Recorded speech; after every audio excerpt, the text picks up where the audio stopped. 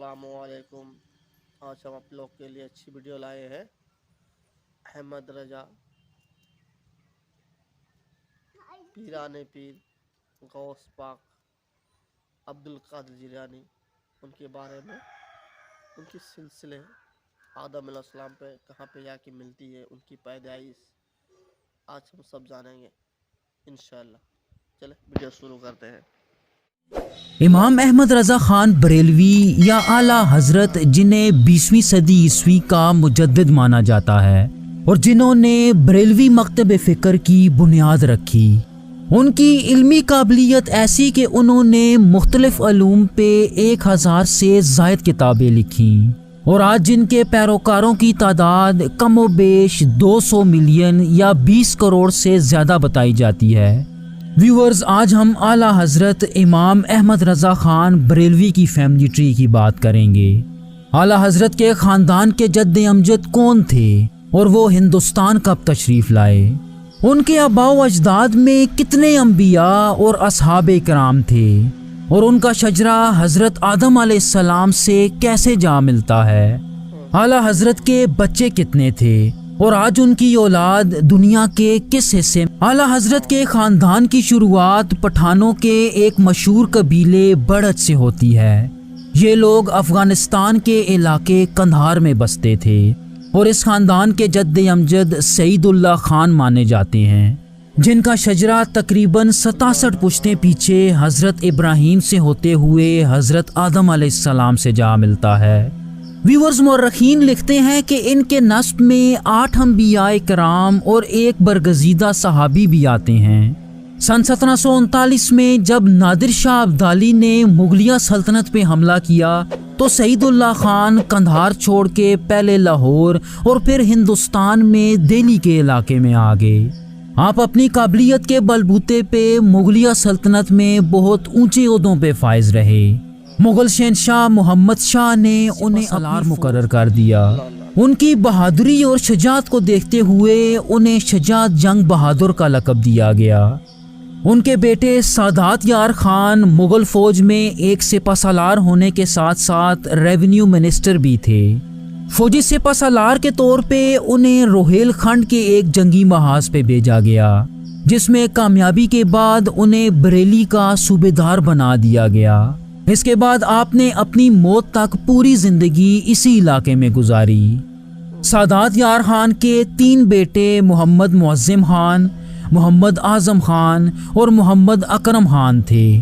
आला हज़रत का शजरा उनके सबसे बड़े बेटे मोहम्मद आज़म खान से चलता है। अपने बाप दादा की तरह उन्हें भी मुगल सल्तनत में बहुत ऊंची वजारत मिली, लेकिन मजहब की तरफ रुझान की वजह से वो इस ओहदे से दस्तबरदार हो गए। ताहम वो दुनियावी सरगर्मियां तर्क करके तसव्वुफ के मैदान में आ गए, जिसके बाद उन्होंने अपनी पूरी जिंदगी बरेली के मोहल्ला बिहारीपुर में गुजारी और वफात के बाद इसी मोहल्ले के कब्रिस्तान में दफन किए गए। मोहम्मद आज़म खान के एक बेटे हाफिज काजिम अली और 4 बेटियां थीं। जहाँ तक आपके बेटे हाफिज काजिम की बात है तो आप हाफिज कुरान और मुग़लों के लगाए गए तहसीलदार थे।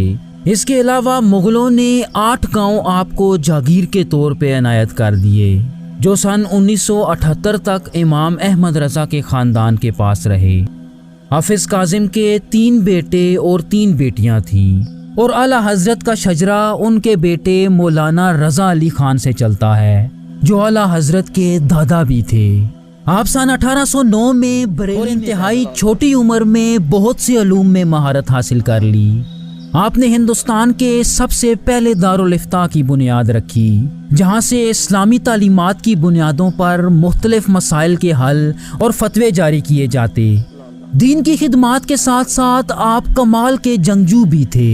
उन्होंने बरतानवी राज के खिलाफ जहाद के फतवे की सबसे पहले तस्दीक की, यहाँ तक कि अपनी खानकाह में बैठने की बजाय मैदान जंग में आने को तरजीह दी और जंग आज़ादी सन 1857 में हिंदुस्तानी फौज के शाना बशाना लड़े।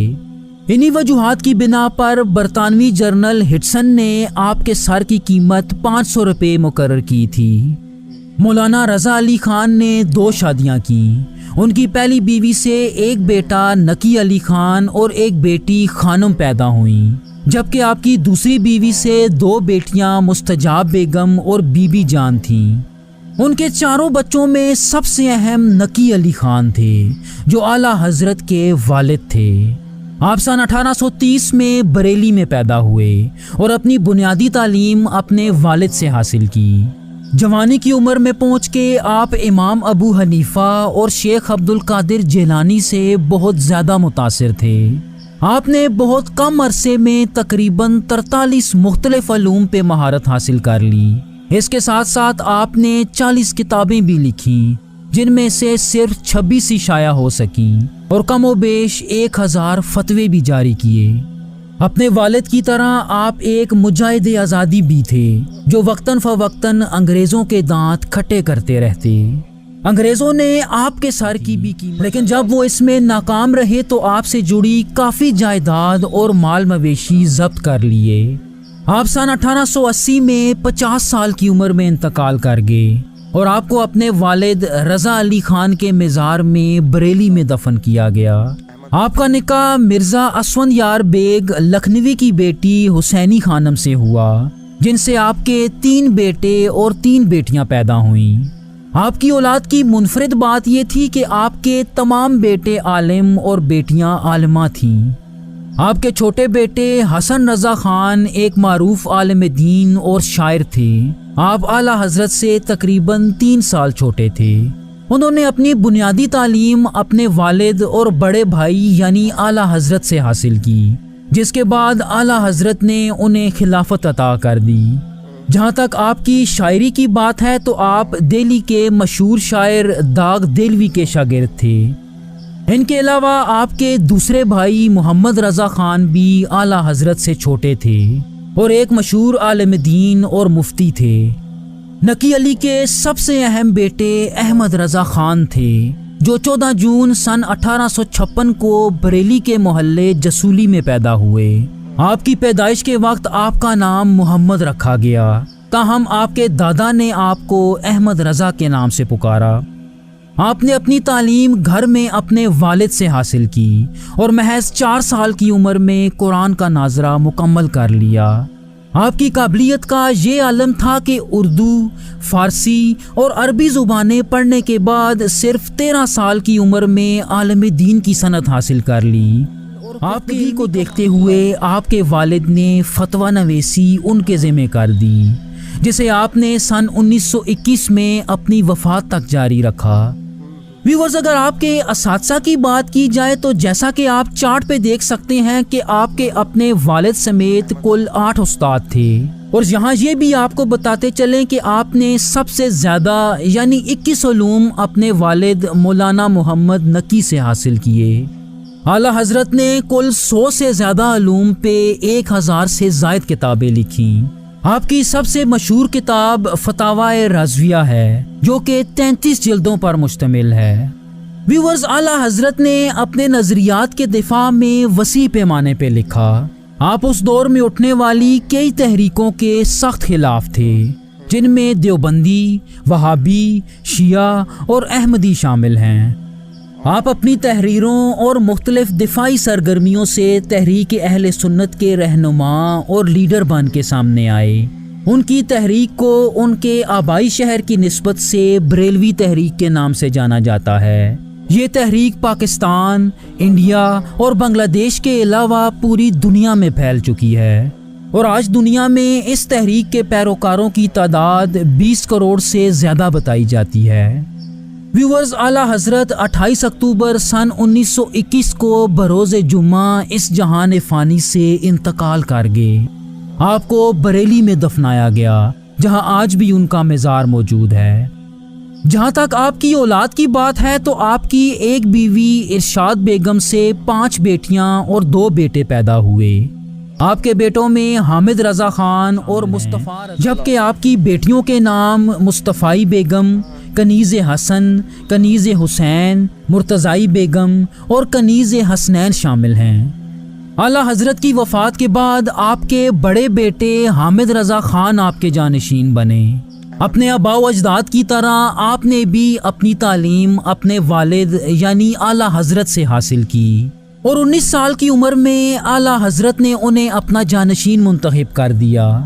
آپ نے اپنی پوری زندگی اپنے والد کے مشن کو جاری رکھا۔ ان کی سب سے خاص بات یہ ہے کہ انہوں نے تحریک پاکستان میں بھی بہت بڑھ چڑھ کے حصہ لیا۔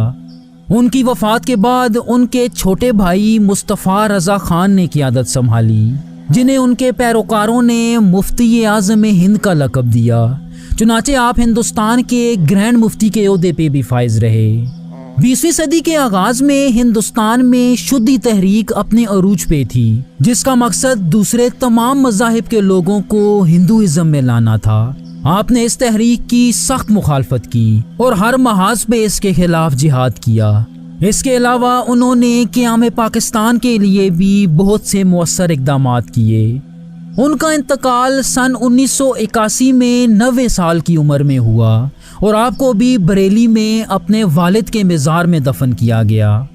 ان کی وفات کے بعد جانشینی ان کے بھتیجے یعنی حامد رضا خان کے بڑے بیٹے ابراہیم رضا خان کے پاس جانی تھی، لیکن وہ ان سے پہلے ہی سن 1965 میں انتقال کر چکے تھے۔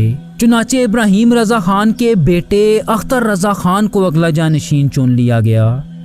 آپ 2343 میں بریلی میں پیدا ہوئے اور اپنے آباء و اجداد کی طرح ہندوستان کے گرینڈ مفتی یا مفتی اعظم کے منصب پہ بھی فائز رہے۔ سن 2015 میں آپ دنیا کے 562 مسلمانوں کی فہرست میں 22ویں نمبر پہ تھے۔ جولائی سن 2018 میں ایک طویل بیماری سے 74 سال کی عمر میں آپ انتقال کر گئے۔ ایک اندازے کے مطابق آپ کے جنازے میں تقریباً 10 لاکھ لوگوں نے شرکت کی۔ ان کی موت کے بعد ان کے بیٹے اسجد رضا خان ان کے جانشین بنے، جو سن 1970 میں بریلی میں پیدا ہوئے۔ آپ کو اعلیٰ حضرت کے خاندان کا موجودہ سربراہ بھی مانا جاتا ہے۔ آپ کے بارے میں آتا ہے کہ آپ مشہور اسکالر ڈاکٹر ذاکر نائک کی مخالفت میں سب سے آگے ہیں، اور کہا جاتا ہے کہ انہوں نے ہندوستانی حکومت سے ڈاکٹر ذاکر نائک کی تقاریر اور پروگرامز پہ پابندی لگانے کا مطالبہ بھی کیا تھا۔ اس کے ساتھ ساتھ مسلمان نوجوانوں کو ان کی تقاریر نہ سننے کی تلقین کی۔ موجودہ دور میں اسجد رضا خان کے علاوہ اعلیٰ حضرت کے بھائی حسن رضا خان کی نسل سے کئی افراد بریلی میں زندگی گزار رہے ہیں۔ ان میں سبحان رضا خان، توقیر رضا خان اور کیف رضا خان سر فہرست ہیں۔ ویورز، ہمیں سپورٹ کرنے کے لیے ہمارا چینل سبسکرائب ضرور کیجئے، اور کمنٹ میں آپ کی رائے جان کر ہمیں بہت خوشی ہوگی۔ تھینک یو سو مچ۔ اللہ حافظ۔ تو آپ لوگوں کو ویڈیو کیسا لگا ضرور بتائیں، لائک کریں اور سبسکرائب کریں۔ انشاءاللہ پھر ملیں گے اچھی ویڈیو کے ساتھ میں، اور